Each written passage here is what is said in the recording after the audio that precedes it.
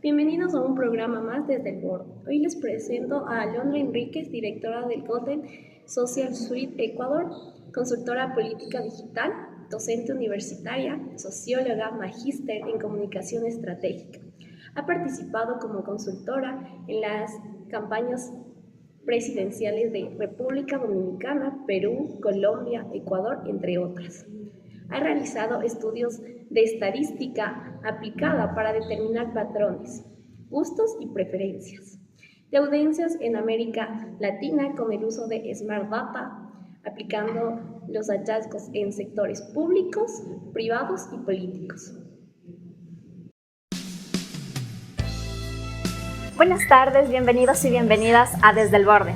El día de hoy vamos a hablar de algo que todos los jóvenes usamos el día de hoy, que son las redes sociales, que son Facebook, Instagram, TikTok, obviamente, y YouTube. Ahí en estas redes sociales es donde nosotros discutimos, opinamos y a veces nos informamos, porque a veces encontramos información que no es falsa, rumores y contenidos a veces manipulados. Por ende, la pregunta de hoy es muy clara. ¿Las redes sociales informan o desinforman? En todo este contexto, hace varias décadas, tenemos que tener en cuenta que las redes sociales siempre han sido como el punto importante de información ahora entre nosotros los jóvenes. Varios estudios han demostrado que las redes sociales ahora es más fácil llegar a informaciones manipuladas, falsas, que información verdadera que se busca con exhaustividad. Además que ahora la población, como nosotros, la población del 50% de 50 años para arriba se informa por periódicos, revistas, la radio, televisión. Y desde los 50 para abajo, los jóvenes, la generación Z, nos informamos por estos medios que son las plataformas digitales, Instagram, Facebook y TikTok. Para este debate, que obviamente no es sencillo, lo vamos a mirar desde una visión social. Para ello tenemos a nuestra querida invitada, Alondra Enríquez, socióloga que trabaja desde un punto social, comunitario y desde la cultura contemporánea. Bienvenida, Alondra. Para mí un enorme placer poder acompañarles. Tras cámaras les comentaba que me parece un proyecto muy novedoso, muy necesario, ¿no? Porque las humanidades le han dado la espalda a esto que hoy llamamos la cultura digital. ¿Y cómo incide? No siempre es del canal de desinformación, muchas de las veces es del canal de primicias en tiempo real, donde la gente no solo se informa, sino que además participa activamente. Ok, sí, tenemos claro eso. Pero para iniciar, una pregunta muy amplia. Desde la sociología, ¿qué papel cumplen hoy las redes sociales en la forma en que las personas nos informamos y entendemos así la realidad? A ver, para la sociología es imperante modernizar cuáles son hoy los canales de movilización colectiva. ¿A qué me refiero con eso? El activismo digital muchas de las veces ha tenido resultados más inmediatos que la movilización de las calles. Por ejemplo, lo que acaba de suceder en el mes de noviembre frente a la consulta del presidente Daniel Noboa. No hizo falta una evidencia de descontento como habitualmente estamos acostumbrados, como paralizaciones en espacios físicos, del tema de la confrontación entre los movimientos sociales y la Policía Nacional. Mira que el espacio de disputa de esta campaña fue el entorno meramente digital, donde se logró posicionar una agenda, una narrativa, un mensaje y la ciudadanía activamente fue haciendo también lo suyo. Cabe destacar que eso no descarta la importancia de la veeduría ciudadana, de que los movimientos sociales hoy también se han modernizado inteligentemente a buscar nuevos nichos de conexión con la audiencia. Veíamos, por ejemplo, lo sucedido entre septiembre y octubre con el movimiento indígena. Mucha gente decía, no, pero eso ya no es como en la década del 90, ¿no? El movimiento indígena ya no marca nada. Y mira cómo le planteó el gobierno de Daniel Noboa el espacio de la disputa, ¿no? El gobierno de Daniel Noboa, el presidente dice el 27 de septiembre en una entrevista, bueno, el movimiento indígena representa el 5% en peso electoral, gánenme en una elección. Les confrontó, ¿no? Casi que los invisibilizó. Y ahí nosotros nos dimos cuenta de que el movimiento indígena buscó muy bien dónde disputar su presencia, dónde reconfigurar incluso su peso político y termina ganándole en las redes sociales, termina posicionando la agenda del todo no, que ese fue un rotundo revés para el gobierno nacional. Y lo hizo enfocándose muy bien en estos nichos de comunicación directa. Sí, es verdad. Tomando en cuenta lo que pasó en lo de Daniel Noboa y en lo de la consulta, miramos mucho que no fue en sí lo que se fue directo a redes sociales posicionándose el no. Siempre fue como que la expectativa del sí, sí, como somos adolescentes miramos, así va a ganar el sí y nos dejamos llevar por ese lado crítico de quién es nuestro presidente en sí. Eso no es cierto. De hecho, la población más joven es la población que tiene mayor rigurosidad, no va contracorriente. O sea, la gente como ustedes es muy observante, cree mucho en la transparencia y la honestidad política, valores que la política tradicional no tiene, ni ha gozado de ellos. Entonces, de hecho, su generación es muy crítica. Un gran mito es pensar que en la elección del 2023 los jóvenes votaron por Daniel Noboa por guapo. No, no es cierto. Los jóvenes tenían un espacio muy de crítica política. ¿Por qué votaron con Daniel Noboa? Porque en el 2023 fue el único candidato que habló sobre tres temas importantes. Medio ambiente, educación, porque anticipó que iba aparentemente a dar la educación libre y gratuita, sus programas de becas, y el tercer punto fue política social. Fue el único candidato que pautó sobre la importancia de proteger a las madres gestantes y a los niños hasta los primeros 5 años. Entonces hubo un ejercicio de racionalidad. No es verdad, y eso es importantísimo que ustedes conozcan, porque muchas veces este tipo de análisis se basan no en evidencia cuantitativa, porque hoy, por ejemplo, la analítica avanzada, que es el monitoreo y la descarga de información valiosa desde redes sociales, te parametriza esta clase de hallazgos. Y ahí vas desmontando hipótesis que terminan siendo diluidas, ¿no? Ok.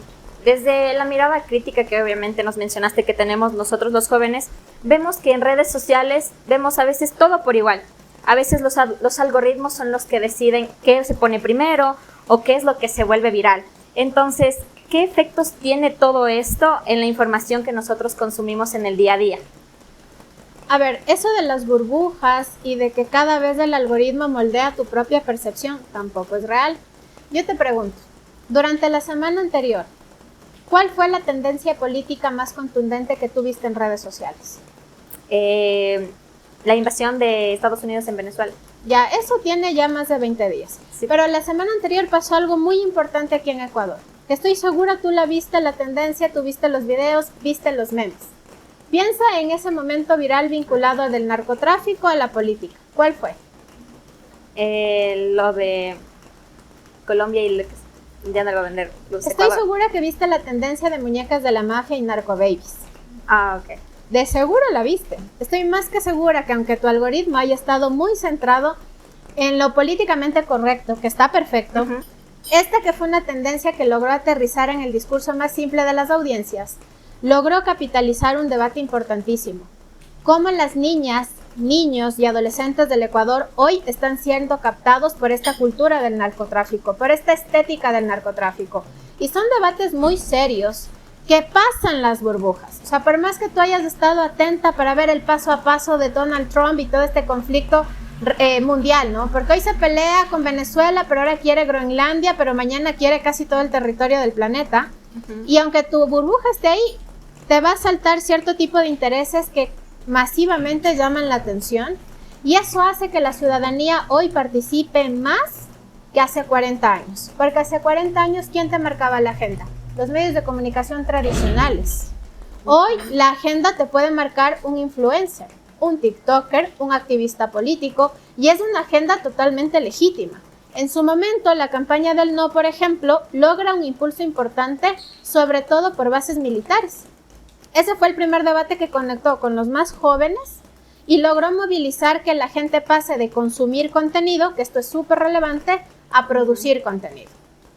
Ok. Y pensando más en la vida cotidiana de lo que sí es verdad, a veces se nos presentan los memes y creo que somos, no sé, una generación un poco también manipulable, se podría decir, que relacionamos ahorita lo de las muñecas de la mafia al narcotráfico. Y no se dejan ver, no se esperaron los memes de que, sí, estas chicas son las que tienen que ser nuestros ministros de economía. Por supuesto, eso fue, ¿no? El meme que la más, tendencia fue, no sé si se puede mencionar, pero la tendencia fue Wendy Landa con sus tips financieros. Vendo 50 choripanes a la semana, Eso se vuelve, no, diarios, 50 choripanes diarios, a la semana son $250 y al mes son $1,000. Súper emprendedora Wendy Landa. Pero aquí también viene otro mito, porque a ver, la juventud de hoy de hecho no es manipulable. O sea, es una generación además muy ambiciosa por la clase política porque es indescifrable. Porque hoy yo te puedo convencer a ti de hacer ciertas cosas desde una lógica de consumo, desde una lógica muy mercantil, pero mañana puede ser que cambies en tiempo récord de la percepción y se me vuelve complejo sostenerte en esa manipulación. Ahora, ¿por qué los jóvenes hoy son tan atractivos para el narcotráfico? Más allá de la manipulación están las necesidades. ¿Cómo le dices a un niño de la isla Trinitaria que no tiene acceso a educación, ni siquiera agua potable?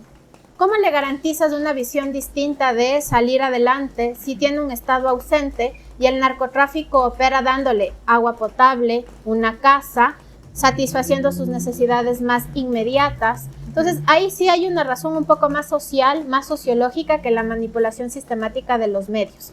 Ahora, también operan. Las redes sociales son el primer motor de captación de menores, porque te construyen, además de estos estereotipos de idealización, de estilo de vida, y te vuelve una lógica aspiracional, pero no solo son ellas las responsables. Hay todo un sistema de abandono que fortalece la captación de menores del crimen organizado.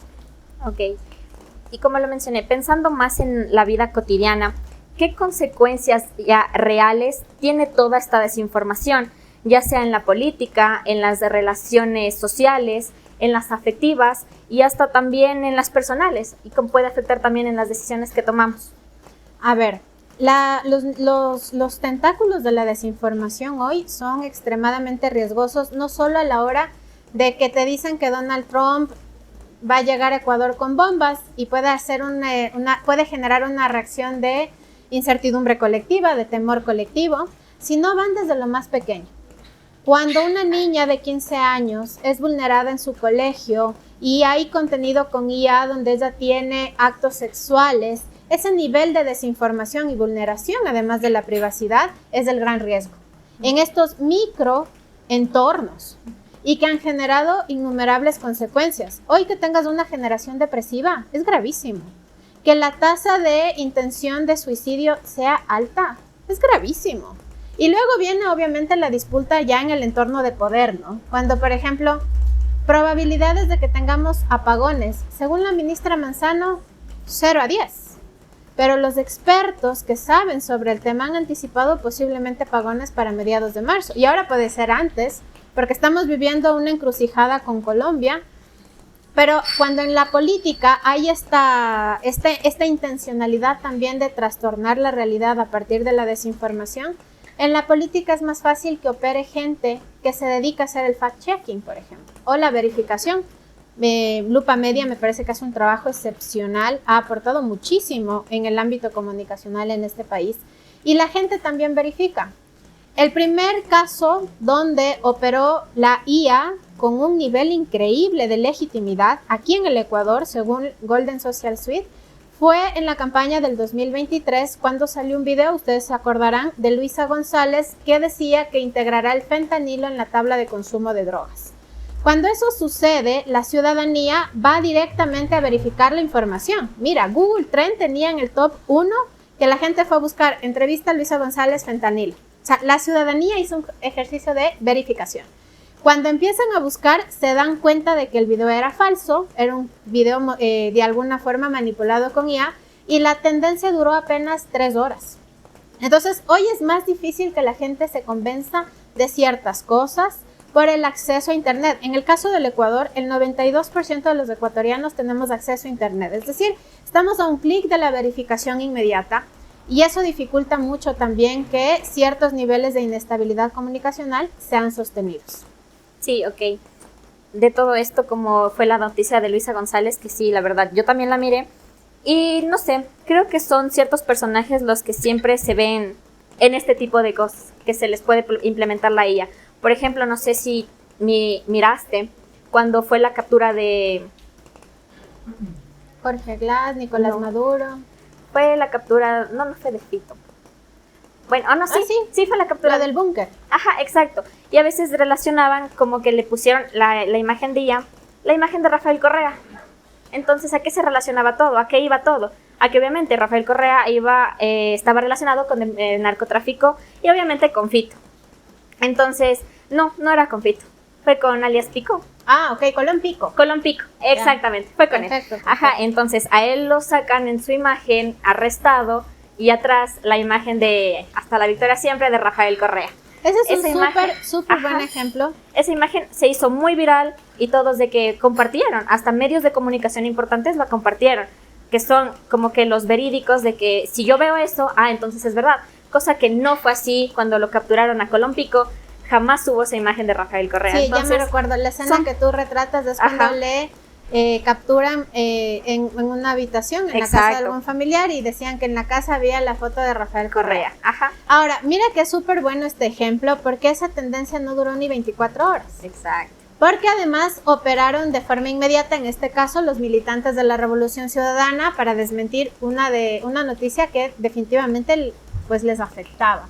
Ahora, más allá de la desinformación, la ética comunicacional hoy está en crisis. O sea, si yo quiero atacarte desde una elite política, hay límites. O sea, quienes nos formamos en estos entornos políticos entendemos de que tienes límites. ¿Qué no se toca, por ejemplo? La familia. O sea, yo entro en una disputa ideológica, partidista, política, pero no a este nivel. Lo que pasa es que hoy ya no sucede eso. Y la campaña del 2023 y la campaña del 2025 fue inadmisible. Los hijos de los dos candidatos más votados estuvieron expuestos a campañas gigantescas de troll centers. Sí. Es más, hablando de los hijos, no miraste como una comparación que hubo entre ellos, tanto que hubo del primer candidato de que, ay, qué lindo, es más, cosas emotivas, lindas. Pero cuando se presentó al hijo de la otra candidata, ¿qué fue la pregunta? Yo más creo que eso se va a la violencia de género en lo político, porque, ¿y el papá? Y se fue más a ella, más a atacarle al niño, y nunca fue como fue con el hijo del candidato, cosas más emotivas, que qué lindo, sí, la familia del año, por así decirlo, y en cambio acá por ser una madre soltera, ¿qué pasó? Solo la atacaron de esa forma. Ahí, por ejemplo, hubo una debilidad comunicacional en el equipo de Luisa González, porque nunca se posicionó los arquetipos positivos dentro de un rol de mamá soltera, porque a ver, el Ecuador es un país de mamás solteras, o sea, la orfandad masculina está desde la década del 60, donde las mujeres deciden tener una reivindicación y una independencia desde lo económico, dejar lo privado y pasar a lo público, es decir, ya dejar las cadenas de lo doméstico, y empieza un proceso interesante, no inmediato, toma muchísimos años hasta lo que hoy tenemos. Pero finalmente, por ejemplo, ese es el gran problema. Hoy no hay límites, no hay una ética, no se respeta. Y ese es el gran debate frente a lo que hoy son las redes sociales. Porque yo te puedo afectar a ti, por ejemplo, en este espacio de entrevista, no necesariamente con argumentos, sino que después, cuando ya subas el podcast, yo puedo tener una cadena de trolls que puedan estar hablando de ti. Y hay una afectación a tu reputación y a tu imagen pública. Y eso es lo que hoy no se controla, no se regula, y habrá que pensar a futuro cómo lo hacemos. Ok, sí. Entonces, cuando estamos hablando de todo este tipo de noticias falsas que vemos en las plataformas, el problema es de las plataformas, es de nosotros, de lo que consumimos o de lo que compartimos. El problema es de esta ausencia de ética y de que se ha convertido en un negocio. La desinformación es un negocio. O sea, si yo quiero sacar hoy una fake news sobre ti, me cuesta miles, pero la puedo tener en horas. ¿Me entiendes? Entonces, al convertirse en un negocio, se vuelve incontrolable, se vuelve, obviamente, no conviene que sea legal, porque ahí hay una transversalización económica. Y hasta que eso no tenga una regularización, por un lado sí va a lograr conmocionar a la gente, ¿no? Como cuando en un momento sacaron un video del exministro de Energía, Félix Wong, que decía, ya, pues cómprese en los generadores. ¿Qué más puedo hacer? Cómprese. Y eso no había dicho en la entrevista. Y esa tendencia, por ejemplo, duró asimismo unas 2 horas porque la gente fue a verificar. Y cada vez va a ser más difícil que la gente crea cierto tipo de cosas, porque además hay una generación completa. Mi generación, la generación millennial y baby boomer, son nativos digitales. Es decir, sobre la aparición de las redes sociales tuvieron que aprender a manejarlas. Se convirtió ya no en una ya no en algo que tienes opción a aprender, sino en una necesidad. Tu generación y la que viene atrás tuyo es una generación 100% digitalizada, lo que dificulta que ustedes son una generación súper indescifrable. O sea, decirte, yo te puedo decir, la generación baby boomer consume esto, le gusta este, con decirte que la marca de café no cambian. Y cuando van a la casa de sus abuelos, ustedes me darán la razón. Van a la casa de la abuelita y el mismo café de la infancia sigue estando en las alacenas. La millennial es un poquito arriesgada, más o menos cambia o ve otras opciones. Ustedes pueden tener hoy la marca 1, la marca 2, la marca 3 al mismo tiempo y no les gusta y después sí les gusta. O sea, es muy difícil además que con esa lógica tan voluble se pueda anidar de manera certera la desinformación, porque ustedes todo van y ven, todo van y verifican, saben cómo hacerlo. Si te llega una foto de tu novio en una situación incómoda, sabes cómo verificar la metadata, por ejemplo. Ahora, si a tu abuelita le llega una foto del esposo en una situación terrible, no se muere. O sea, ella dice, no, esto es real. Entonces, sí, son generaciones que cada una tiene su formación y sus niveles también de manejar este tipo de situaciones. Ok, sí, estoy muy de acuerdo con esto. Creo que creo que tenemos que ser un poco responsables entonces de lo que vemos. Aparte de que sí tenemos como que indagar, investigar un poco más. Esto me lleva a que en segundo semestre, el profe Henry Allan, si me está viendo, un abrazo al profe Henry. Él en la materia de lectoescritura nos enseñó sobre las fake news, porque él también es muy difícil de convencer y él no, y él es uno de los grandes investigadores de nuestra facultad, y él sí nos enseñó como que nos presentó una noticia que era de Corea del Norte. Obviamente sabemos qué pasa en Corea del Norte, teniendo ese contexto de que es un régimen autoritario, lo que sea, de que les habían cortado las cabezas. Y obviamente por lo que tenemos de eso, decimos, sí es verdad, eso sí hacen allá.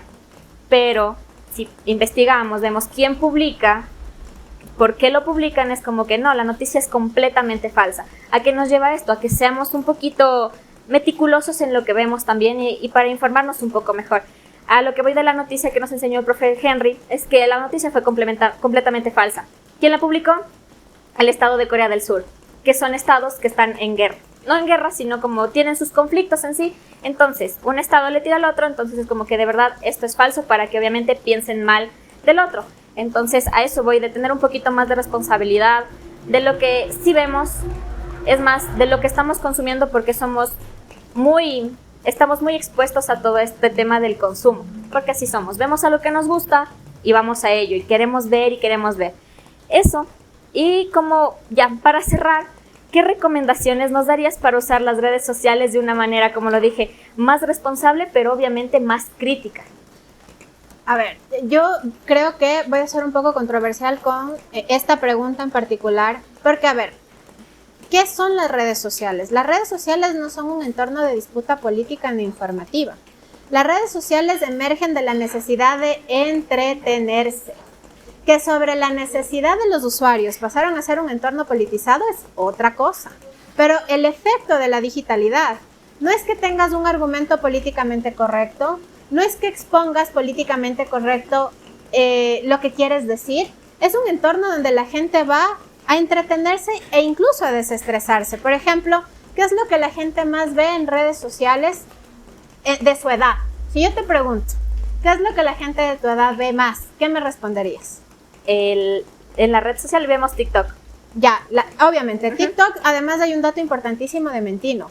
Según el reporte de Mentino del 2025, el 20.8% de usuarios de Facebook migraron a TikTok. Y TikTok hoy tiene alrededor del 80% casi de alcance de la población ecuatoriana. O sea, sí, la red social completamente de acuerdo. Pero ¿qué ves cuando vas a TikTok? ¿Qué te gusta ver? Bailes. Entonces, mira, y me encanta porque eres honesta y a veces en estos espacios que son tan formales, que tienen que tener una rigurosidad un poco más académica, la gente cuando le hago esta pregunta me dice, veo noticias, sigo influenciadores y podcasts políticos. No es verdad. O sea, tú vas y ves lo que tutoriales de cocina, make-up tutoriales, trendings de baile, porque el efecto de la digitalidad es eso, el entretenimiento. Y ahora, con tu pregunta, pienso que la ciudadanía hoy tiene mucho criterio a la hora de discernir lo que ve y a quién sigue. Por eso el gran debate de por qué la gente ya no cree en los medios de comunicación. Han perdido una alta legitimidad. Y es porque sienten que hay mayor honestidad precisamente en las redes sociales. Hoy creo que es necesario, más vale desde las ciencias humanas, sentarnos a debatir y construir los nuevos paradigmas de la comunicación y cómo estos transversalizan la conducta de los seres humanos, de los grupos sociales. Hoy, mientras estaba en esta entrevista, la mayoría de ustedes no debe tener más de 25 años. El 60% de ustedes no se despegó del celular, por ejemplo. Pese a que tú y yo estábamos conversando, a excepción del chico muy amable que me está haciendo la grabación y que él nos puso 100% atención. El resto pasó en sus teléfonos. Y eso no está mal, porque el teléfono no solo te sirve para entretener, es un mecanismo de información inmediata. Te escribe tu mamá, haces negocios, o sea, ya es algo como una herramienta de trabajo. Y hoy el gran desafío está en romper la brecha de educación digital, porque como dijimos al inicio, hay muchos riesgos. El tema del bullying digital, el tema de los delitos cibernéticos, ese es el gran reto. Y pelearla la desinformación desde ese nicho. Educación digital, cultura digital. Y hay que forjar esa necesidad de saber, bueno, ¿qué es esto de las redes sociales? Eso no es un entorno válido. ¿Hasta dónde los debates logran concretarse en la realidad física? Y yo creo que a partir de eso vamos a poder entender cómo fenómenos que emergen desde la digitalidad tienen un peso en la realidad, como el caso María Belén Bernal. Claro. Cuando ella desaparece, su madre pone una denuncia sola, casi en redes sociales, y a los 3 días logra movilizar una ciudad, y a la semana, en medio de todo, logra tener al culpable del magnicidio, del asesinato, feminicidio en este caso, de su hija. Entonces, eso hay que pensar, ¿cómo hoy la red social tiene tanta legitimidad? Hace pocos días se había desaparecido justo en el sector de La Gasca un muchacho de 14 años. En cuestión de horas lo recuperan. Entonces, no es que las redes hoy no importan y mucho. No es que las redes son un espacio banal, no, se debaten cosas serias, pero no necesariamente están obligadas a ser ese el espacio de debate. Hay que fortalecer y reivindicar las lógicas políticas de antes en ciertos aspectos, como por ejemplo, la educación pública hoy pasa una crisis, la Universidad Central está sin presupuestos. Hay decenas de muchachos que no van a poder ni concluir su carrera ni poder ingresar a la universidad. Eso no es un debate que puede quedarse en TikTok. Y no es un debate que se debe quedar en un chat de amigos use en WhatsApp. Eso implica una movilización importante y una concientización desde los estudiantes. Lamento mucho y por cierto quiero expresarles mi solidaridad. Hace 2 semanas un joven de la carrera de Ciencias Políticas fue asesinado. ¿Cómo puede normalizarse un acto como ese? En mi época, con todo respeto, ya hubiéramos ido a patear el Ministerio de Gobierno. Sí. O tal vez nuestra reacción hubiera sido un poco más reaccionaria. Pero hay temas que sí, a ese nivel hay que poderlos aterrizar. Sí, tomando en cuenta el tema que sí fue de nuestro compañero que fue asesinado, es verdad. Antes los profesores o alumnos sí se hubiesen tomado, por decir, la función judicial. Porque ¿qué pasó ahora? Las leyes no son como lo esperamos, nada es como que queremos en sí. Y sí, ahora fue como que todo se quedó ahí en redes sociales y solo se quedó como en rumores de pasillo. Nada más, se quedó en un chat, obviamente lo hablamos con todo el respeto que se merece la familia de Anthony. Y ya, eso sería todo. Entonces, gracias por acompañarnos desde el borde. Muchas gracias, Alondra, por tenerte aquí, de verdad, todo lo que nos dijiste. De mi parte, no, que no sea la última vez, no, me encanta. Yo creo tenerte más seguida, la verdad. Hay una gran necesidad hoy de modernizar las humanidades. O sea, la formación que yo tuve hace 12 años para nada tiene la vigencia de lo que hoy se demanda. Les felicito enormemente, espero que este proyecto crezca mucho. Creo que es un espacio que se merecen los jóvenes y sobre todo quienes se arriesgan a estudiar, porque estudiar sociología, ciencias políticas e historia es una forma de querer criticar y de dedicarse precisamente a esa crítica constructiva, evidentemente, pero que ahora es ausente. Y hay que levantar esas voces que puedan ser críticas, reaccionarias, incluso al poder. Así que muchas gracias y yo encantada. Listo. Muchas gracias por acompañarnos desde el borde, porque informarse también es una responsabilidad social. Síganos en todas nuestras redes sociales, Instagram, Facebook, TikTok y YouTube. Amplificamos tu voz desde la U Pública. Muchas gracias.